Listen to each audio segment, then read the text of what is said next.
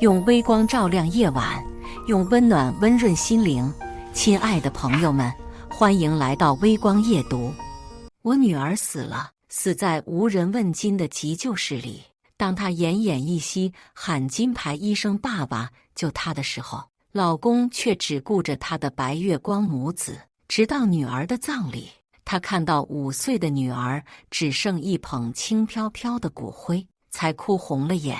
接下来开始我们本期故事，记得点击订阅并开启小铃铛。妈妈，念念好疼，念不怕呀，救护车马上就到了。妈妈，我是不是要死了？看着躺在地上浑身是血的女儿，我心如刀割。不会的，不会的，我的念这么可爱，一定会没事的。我老公许木川是辽杭市的金牌医生，平时工作比较忙，所以平常女儿念的生活日常都是我在照顾。今天我独自带着女儿参加学校的户外写生实践课，白青青和她的女儿也在。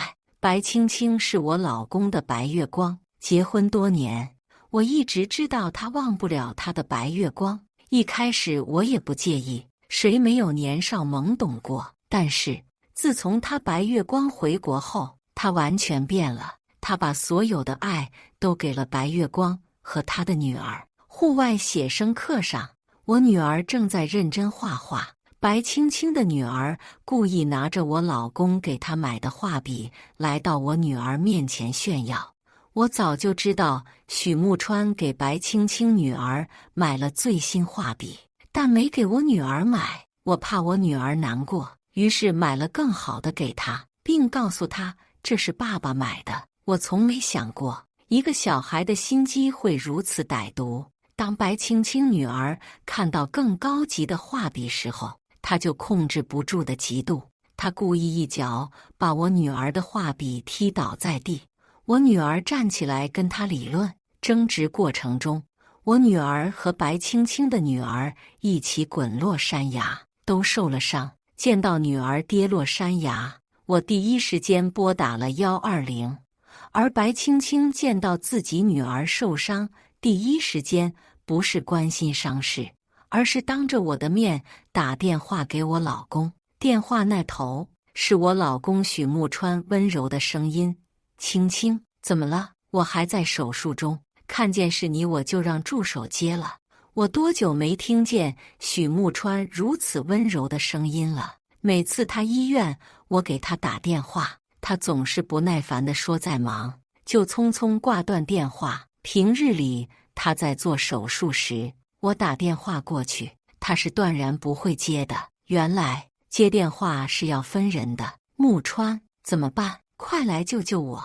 今天我带小雪来户外写生，洛晴和念也在。我让小雪跟念分享你买的画笔，谁知道念突然跟小雪起了冲突，把小雪推下了山崖。现在怎么办呀？白青青说着还哭了起来，一副我见犹怜的样子，我看了都心疼。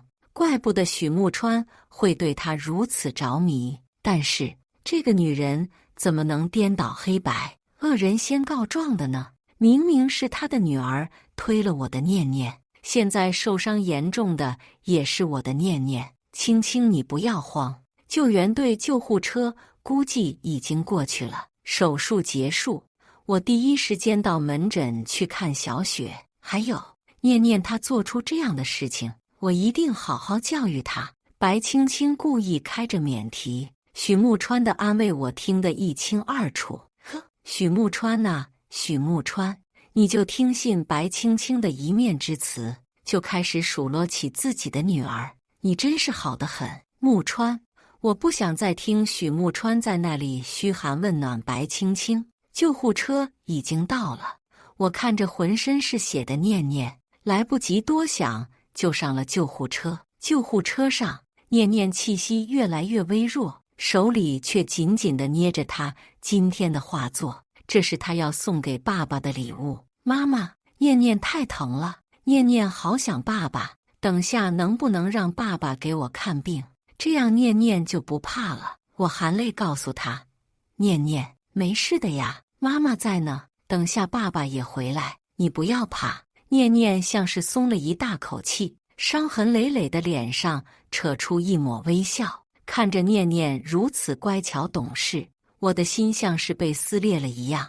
我担心念念真的就这么睡过去了，急忙拨通许木川的电话。林洛晴，你是怎么教育念念的？竟然让他去欺负别人家的孩子。电话刚接通，许木川的责备就接踵而来。许木川，念念受伤了，你能不能欺负别人家的孩子？受伤了不是很正常吗？长点教训挺好的。好了，我等下还有个术前会议要开，先挂了。又是这样，许木川不等我把话说完就把电话挂了，跟刚才在接白青青电话时判若两人。听到挂断电话的声音，我陷入了巨大的绝望中，只能握住念念的小手，一直小声叫着她，祈祷她不要昏睡过去。两个孩子很快就送到了医院，许木川早早的就在急诊室门口等待。两个孩子同时进到急诊室，许木川径直冲向白青青和她的女儿，看都不看头发凌乱的我和奄奄一息的念念一眼。看到腿流血的小雪，许木川立马让医生把小雪送去急救室，他自己也跟了上去。我上前伸手拦住他，许木川，先救念念，念念的伤势更严重，求你了。当时两个孩子双双跌下山崖，念念被小雪压在下面，浑身都是血。小雪只是看上去流了很多血，其实只伤了腿。两个孩子被救上来时候，救护人员都说念念伤得比较严重，等下要先送念念就医。病床上的念念虚弱地喊了声爸爸。救护车上的医生也跟许木川说道，许医生，我们刚刚在现场紧急处理了一下，经过我们的判断，许念念患者的病情更严重，按照急救准则，应该先救治许念念患者。许木川犹豫了一下，此时白青青又开始作妖，她使劲掐了睡着的女儿小雪，小雪吃痛大哭起来。许木川见状，立马走到小雪身边，白青青立刻装出一副舍己为人、很大度的样子，望向许木川，木川，你先救念念吧，她估计伤得比较严重，小雪只是腿摔断了，晚点治疗也没事的，她哭就让她哭会儿吧，等下就好了，先救念念。白青青最擅长这样子演戏，看到这样的白青青母子，许木川立马就心软了，抬头看了我和念念一眼，说出一句让我心如死灰的话，先救小雪。许木川是辽杭市市医院的金牌医生，他这句话说出来，没有人敢质疑。于是急诊室里的所有医生、护士都到了小雪那边，许木川推着小雪就走了，头也不回，连个眼神都不给我和念念。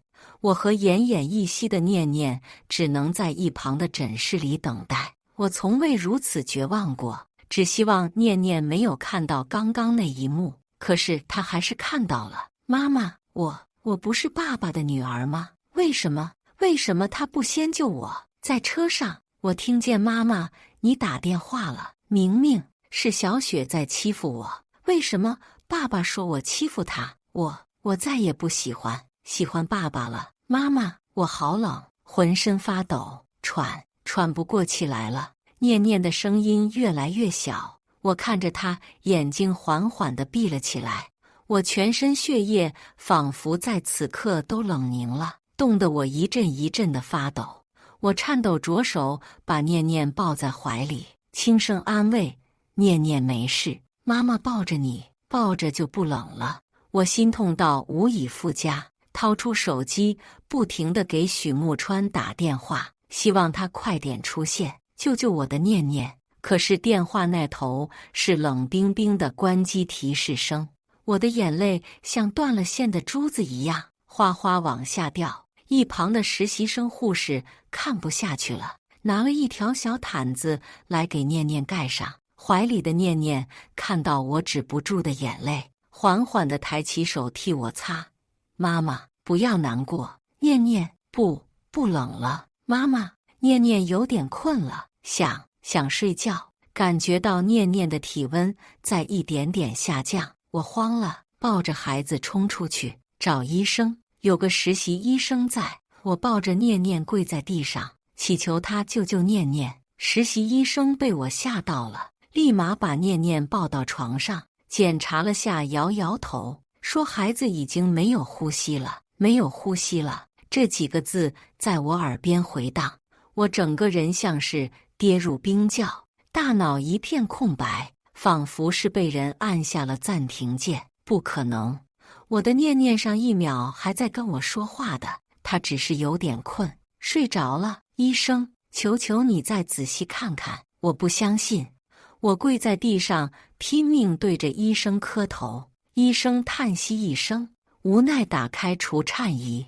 启动一次又一次，但是念念的眼睛没有再睁开过。20分钟后，实习医生停下来，遗憾地告诉我，孩子遭遇坠崖，活着就受了挺多罪了，现在就不要再折磨他了。是啊，我的念念平时拿了怕疼，他怎么承受得住？我的念念死了，死在了我的怀里，死前还懂事地安慰我，让我不要哭。我的乖乖就这样没了。等到小雪的抢救结束，我的念念已经盖上了白布，孤零零地躺在了太平间。我的念念，他才5岁，人生才开始，他那么懂事。许慕川出来后，看到我打的100多个未接电话，立马打电话过来骂我，林洛晴，现在这种时候能不能收起你的大小姐性子？都这个时候了，就不要故意给我打电话，影响我救人了。许慕川的电话里全是数落和责备，他似乎忘记了他还有个一起被送进来的受伤严重的女儿。想到念念孤零零地躺在太平间里，我的心口像是破了一个大洞。我歇斯底里地朝电话里吼去：许慕川，念念死了，被你害死了，因为你先救了白青青的女儿，你害死了我们的女儿。电话那头的许慕川顿了1秒，随即又开始埋怨：我算是知道念念为什么会推人了，因为有你这样的妈妈，教孩子去推别人，说谎咒自己的孩子死。我已经对许慕川无语至极，怎么可能会有人拿自己的孩子开玩笑？电话那端的男人已经不是我认识的那个人了，现在念念也不在了，我唯一的牵挂也不在了。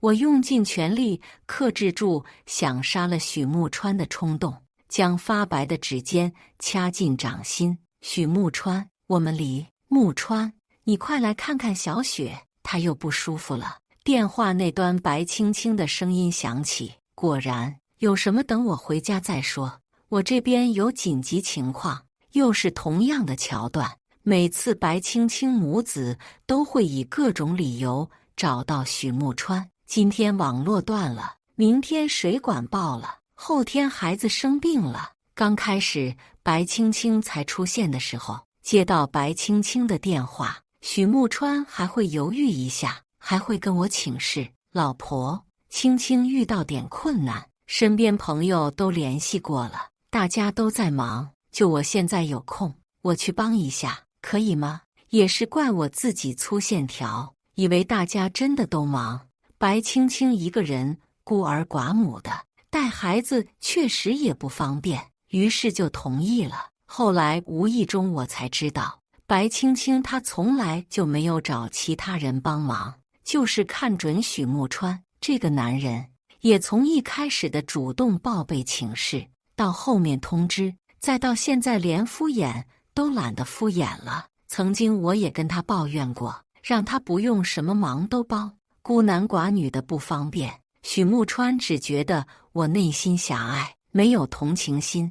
我现在已经不在意许慕川怎么想的了，我只想让我的念念早日入土为安。我不想让他一直躺在冷冰冰的太平间里。念念的葬礼是我爸妈过来帮忙操持的。看见爸妈来的那一刻，我的眼泪绷不住了，像泻堤的洪水。爸妈来了，也没过多地说什么。爸爸心疼地拍拍我的肩膀，不管发生什么，一切都有爸妈。连续3天，我都联系不上许木川。原本想发消息给他，告诉他念念的葬礼在周4举行，但是我发现我被他拉黑了。也是，许木川只要一跟白青青母女在一起，就把我电话拉黑。等他心情好了，想起我们孤儿寡母的时候，就大发慈悲把我放出来。从前能打通他的电话了，我会欣喜若狂。这一刻，我突然嫌弃起从前愚蠢至极的自己。葬礼这天下了很大的雨，身边熟悉的亲朋好友都来了，包括许木川的爸妈。许木川的爸妈一直在老家农村，今天是收到我的通知才来的念念葬礼。看到念念墓碑时候，二人完全不敢相信，前几天才跟自己视频通话的孩子突然就没了。在念念的墓前，我哭得泣不成声。那个全心全意信赖我和许木川的乖乖，终究是因为我的错付失去了生命。我还依稀记得去户外写生之前，念念在家里乖巧可爱的样子。她真的很懂事，还会帮我做家务。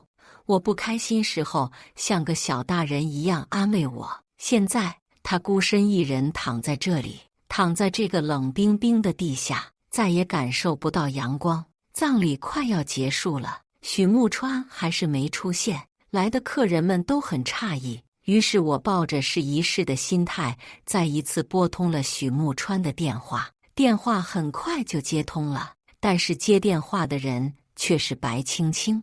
她一改往日在许木川娇弱的姿态，趾高气扬地说：“木川他现在不方便接电话，我们3个人现在过得很好，你没事就不要打扰我们了。”说完就把电话挂断了。我顿住了，不要打扰他们，明明是我的老公。打电话过去，却被一个外人指责打扰到了他们，简直是不可理喻。打电话给许木川时，我开的一直是免提。我爸妈、许木川爸妈都听见了白青青趾高气扬的挑衅，我爸妈当机立断，让我去办离婚。还好许木川爸妈还是明事理，知道事情的前因后果后，一个劲儿给我道歉。许爸爸立即打电话给许木川，让他滚过来给我和念念赔罪。可是许木川像是被白青青灌了迷魂药，他在电话里告诉他爸爸说念念没事，是我小心眼，没有同情心，见不得他去帮助弱小，故意耍心机欺骗他爸妈。说完就挂断了他爸爸的电话。这边许父的电话才挂断，许木川就打电话给我了，开头就是铺天盖地的谩骂林洛晴，我没想到你会变成这种人。青青她一个单亲妈妈，从小又是孤儿，没有家人，在这边也熟悉的也只有我。我就是看他们母女2人孤苦无依的，作为朋友帮帮忙。青青她没有想要把我从你身边抢走的意思，你能不能不要用你黑暗的心理去揣测别人？还把电话打到我爸妈那里，家丑不外扬，你还有不要点脸了？关注我，每天更新精彩故事。青青和小雪需要人照顾，最近别再打电话来烦我。没等我说一句话，他就把电话挂断。许父听到这样的话，气得血压飙升，差点没撅过去。还好许母随身带着药，急忙拿出1颗给许父吃下去。许父吃了药缓和过来，抬头愧疚地看着我：“洛晴，是我老许家对不起你。自打你和木川结婚，婚房是你出的，家里的吃穿用度也都是靠你。我和他妈虽没什么本事，但是道理我们都懂的。如今他这样对你，你跟那个不孝子的事情，你想怎么处理？我们不会插手的。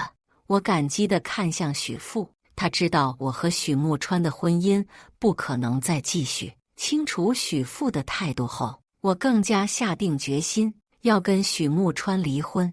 我打开白青青的朋友圈，看见他晒出了许慕川和他一起照顾受伤的小雪的照片，片上的许慕川笑得如沐春风，仿佛他们才是真正的一家三口。白青青的女儿只是轻微的骨折和擦伤，晚点治疗也不会有什么生命危险。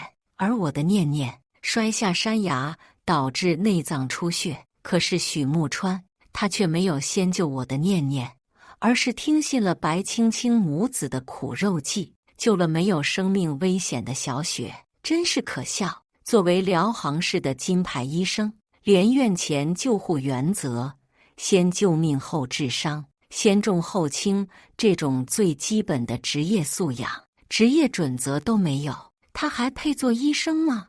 我向辽杭市市医院的信访部打了举报电话，举报许慕川因一己私利，不遵守救护原则，导致我的孩子没及时得到救助死亡。医院很快就去调查走访，调查情况属实以后，立马就把许慕川停职处理。许慕川知晓自己停职后，马不停蹄的就回家来找我兴师问罪。这段时间一直沉浸在念念去世的悲痛中，竟然忘记改家门密码。刚从沙发上站起来，许慕川就怒气冲冲地走到的面前，冷声质问：“林洛晴，你凭什么举报我？”我反手就给了他一巴掌，拉着他走到女儿的遗照面前，声音不带一丝感情：“念念死了，死在了你抢救白青青女儿的时候。救护车上的医生已经说了，念念的情况更严重，按照急救原则，要先救念念。可是你呢？鼎鼎有名的金牌医生许医生、许主任。”我像个泼妇一样，声嘶力竭地朝许慕川吼：“别人家的孩子就哭了一下，你看都不看一眼，奄奄一息念念，就上赶着去救白青青的孩子。”许慕川脸上的表情逐渐僵硬，不可置信地望着念念的遗照，脸颊上的肌肉都在隐隐抽动。他踉踉跄跄地扑过去，抱住安安的遗照，双眼通红地瞪着我：“这不是真的，我才多久没回来？念念她怎么可能？”许慕川声音哽咽，我冷笑一声，从他怀里抢过念念的照片：“真是可笑。不是你自己说的，要让他长点教训？不是你说的，先救小雪的吗？”许慕川满脸无措：“当时你为什么不跟我说？我以为……你以为什么？你只听白青青的一面之词，你就说我的念念欺负他的孩子。你只听到白青青的孩子哭了一声，就下令让所有医生去救他的孩子。想到孤零零躺在床上喊爸爸的念念，我的眼泪又止不住了。念念在叫你啊，用尽最后一丝力气在喊你，你却看都不看一眼。我给你打了那么多电话，但凡你接一个，念念都不会。”许慕川终于意识到念念不在了，他甚至不敢看念念的遗照。我眼看着他的眼神渐渐变得绝望，而后又开始变得惶恐。他一步一步艰难地走到我身边，脱力般的慢慢跪在我脚边。他脸上滚下几滴泪来，猛地给自己一巴掌，抓住我的衣角：“对不起，洛晴，我不知道念念这么严重，如果知道，我不会不救她的。”他伸手想要帮我抹点脸上的泪水，被我偏头拒绝后，他讪讪地说道：“人死不能复生，我们日子还长，以后可以。”这一刻，我觉得许慕川恶心讽刺极了。念念没了，他还想着以后。我拿起桌上的文件甩在他的脸上：“这是离婚协议，我们好聚好散。”许慕川刚开口说话，手机铃声打断了他。他拿起手机一看，是白青青打来的。犹豫片刻，他还是接起电话，只听了2句，脸色就变了。你就在病房里待着，我马上回来。他挂掉电话，脸上略带歉意。洛晴，小雪，他又嚷嚷着要见我，没有我在，他饭都不吃，他腿摔断了，要多补充营养才会好得快。我去哄哄他，你在家安心等我回来。离婚的事情不准再提了，我跟青青是清白的，一切都是为了孩子。你也是当妈妈的人，完全能理解，对吧？不等我说话，许慕川就匆匆离开了家。原来爱或不爱，一眼就能看出来，我究竟嫁了个什么禽兽。我跟许慕川是大学时在闺蜜的游艇派对上认识的，她勤工俭学来游艇上兼职服务员。我当时刚跟闺蜜潜水回来，没注意到地上的碎玻璃，脚被划伤了一个大口子，血流不止。身为医学生的许慕川及时出现，从容不迫地帮我止血包扎伤口。我成功地被许慕川迷住了。闺蜜帮我调查后发现我们竟然同校，于是我对许慕川展开了疯狂的追求。他性子很冷淡，一直对我不冷不热的，直到毕业那年，他才同意做我男朋友。后来我们就顺理成章地结婚了。许慕川出生农村，家里条件不好，领证的时候我没有要他的彩礼，也没有要他买房买车。我爸是辽杭市的地产大佬，我堂堂地产千金，有房有车有存款，所以这些我都不在乎，只要他爱我就好。我一直以为他天生性格就是这样的，直到白青青的出现，看到他和白青青相处，我才知道他竟然也可以这么温柔。那天是念念3岁生日，他早早的就打电话回来说要陪孩子过生日，但是直到凌晨，念念等睡着了，也没见到他的人影。我下楼丢垃圾，却意外看见许慕川和白青青抱在一起，他拥着她，轻轻拍着她的背，安抚道：没事的，你还有我。那是我第一次见到许慕川对一个人这么温柔，也是我们第一次吵架。我们吵得天翻地覆，后来许慕川跪下来跟我道歉，说白青青只是他的前女友，他现在只是可怜同情他，对他已经没有任何想法。我太爱许慕川了，也为了念念，所以选择相信了他。可是我忘了，出轨除了肉体出轨，还有精神出轨。许慕川仗着我的爱，肆无忌惮地伤害我。一想到念念因为我的愚蠢，他的无情离世，我就恨不得杀了许慕川。但眼下让他净身出户才是对念念的交代。可我刚准备找律师，念念学校老师就给我发来了2段监控视频。第一段视频是在学校里，白青青的女儿小雪一直欺负念念，怂恿班里的其他孩子孤立念念。但是念念乖巧懂事，班里的小朋友都很喜欢她。小雪更加嫉妒了，带着她的2个小跟班，经常把念念骗到角落里欺负她。老师知道告诉我，他跟许慕川反映过情况，但许慕川没有跟我讲。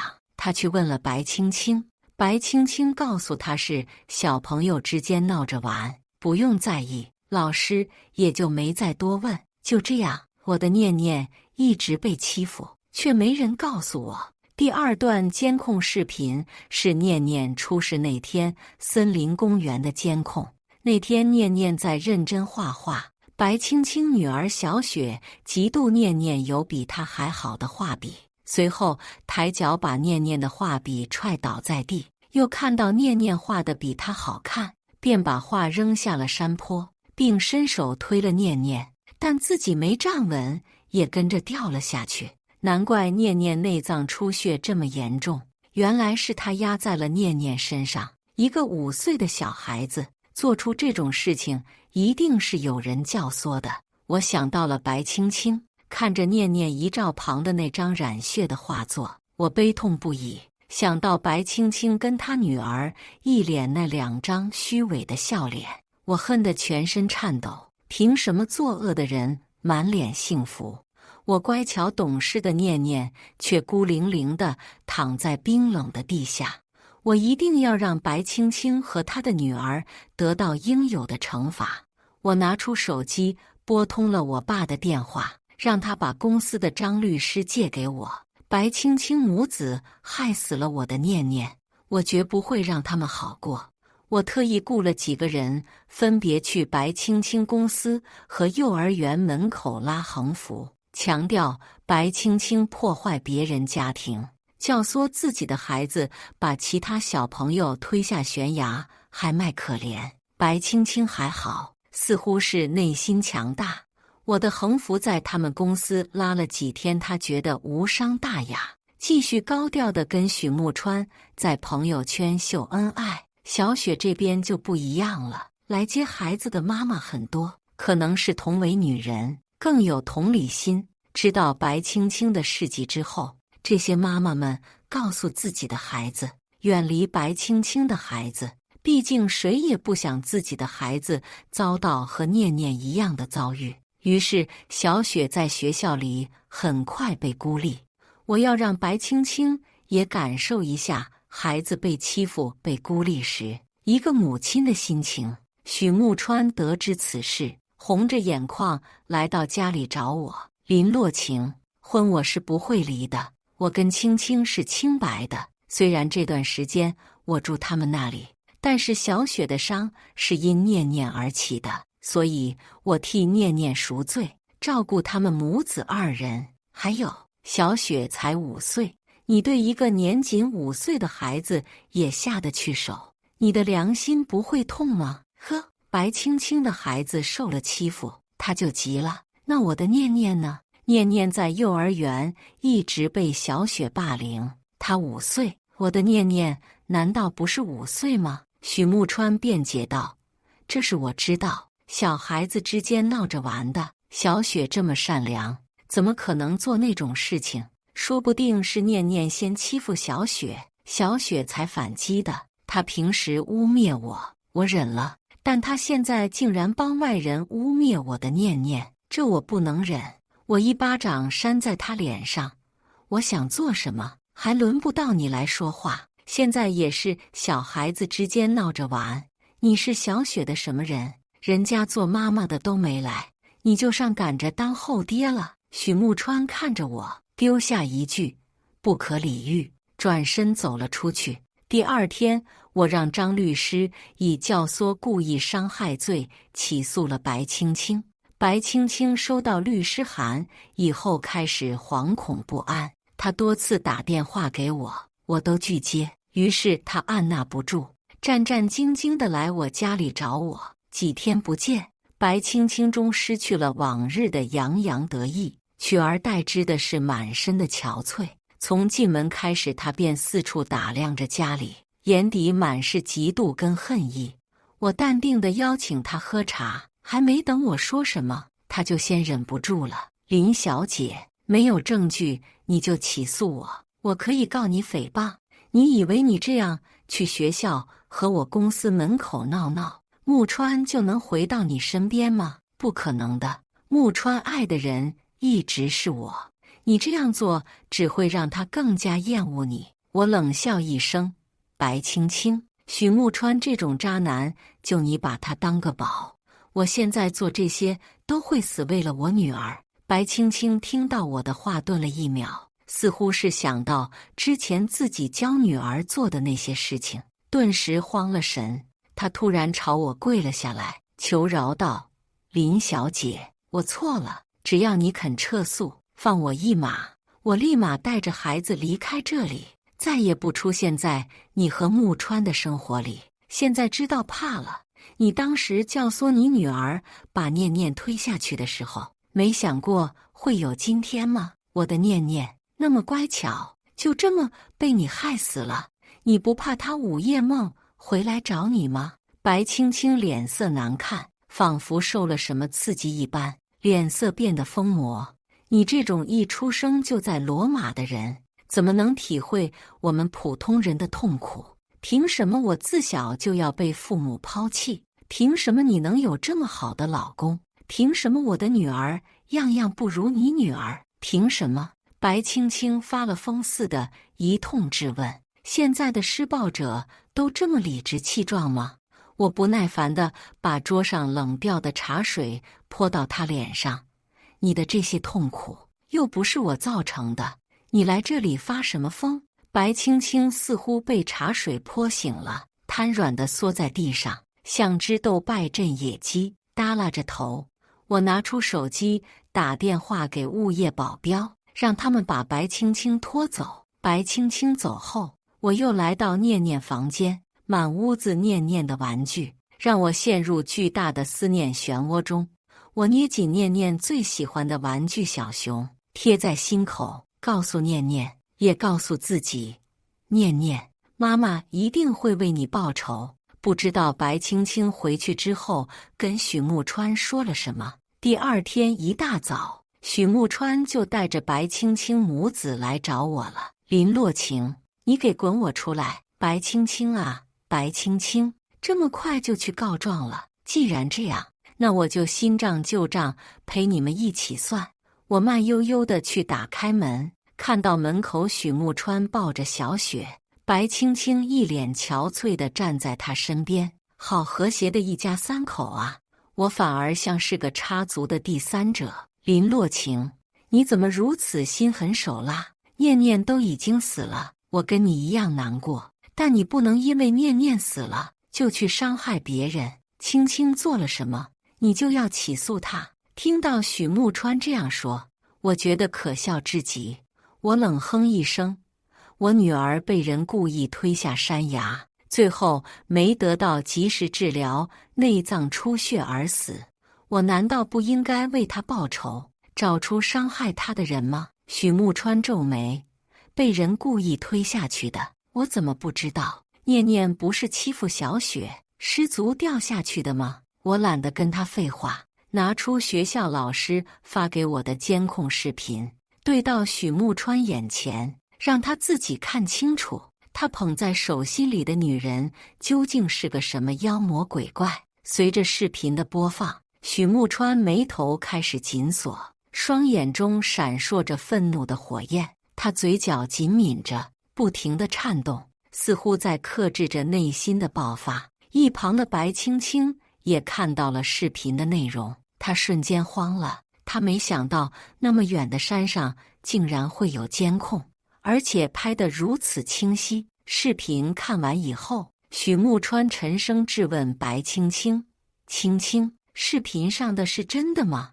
念念是被小雪推下去的，你不是告诉我是念念一直在学校欺负小雪的吗？”此时的白青青眼神惶恐，眼泪挣扎着要从眼眶里溢出来。她强装镇定地望向许木川：“木川，你听我解释。”看到白青青这副样子，许木川也猜得七七八八了，蹲下身问小雪：“小雪，你告诉许爸爸，你为什么要把念念推下山崖？”小雪被妈妈的样子吓到了，边哭边说道：“我讨厌许念念，她在学校人缘比我好，画画也比我画得好，画笔的颜色也比我多，我就轻轻推了她一下，她自己就掉下去了，而且小雪也掉下去了，还摔断了腿。”听到小雪承认是自己把念念推下去，我还是崩溃了，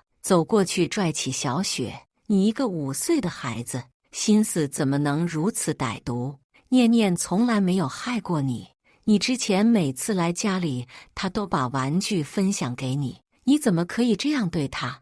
我的手死死地捏着小雪的肩膀，小雪吃痛，大哭大喊起来：“是妈妈，是妈妈教我的。她说，如果念念一直在的话，许爸爸就永远不可能成为我的爸爸。”白青青听到女儿这样说，立马摇头否认，上前抓住许木川的手：“不，木川，小雪乱说的，我没有这样跟她说过。因为你对我的帮助，我确实有想过让你离婚。我知道你心里还有我，但是我不会跟孩子说这种话的。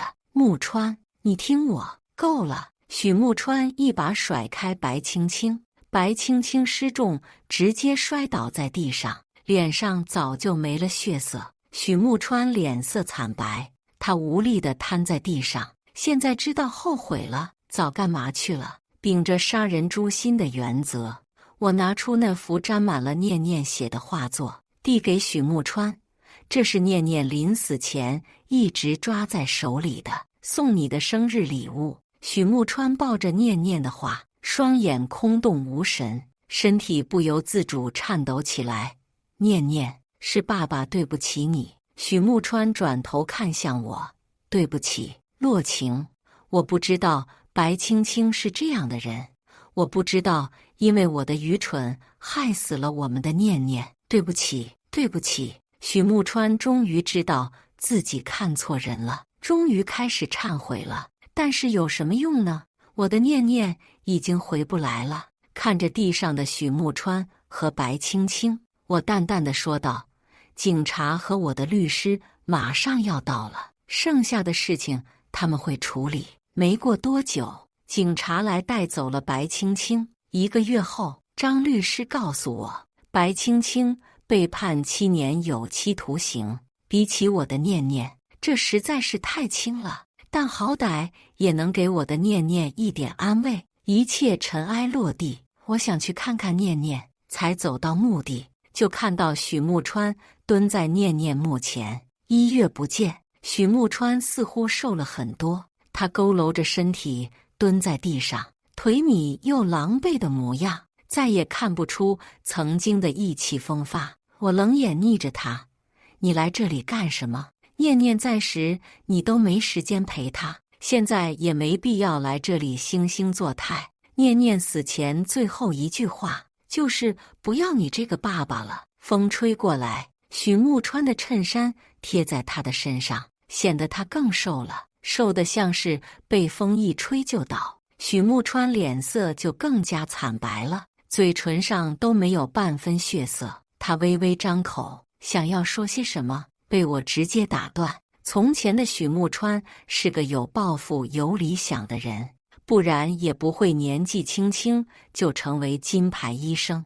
但是自从离婚后，他就像变了个人似的，不去找工作，不跟任何人联系，四处流浪。后来我听说，他见到5岁左右的小姑娘，就一直跟着人家，吓得人家家长报了警，最后被他的父母接回了农村老家。而我成了一名志愿者，有空就去陪陪那些被父母抛弃的孩子。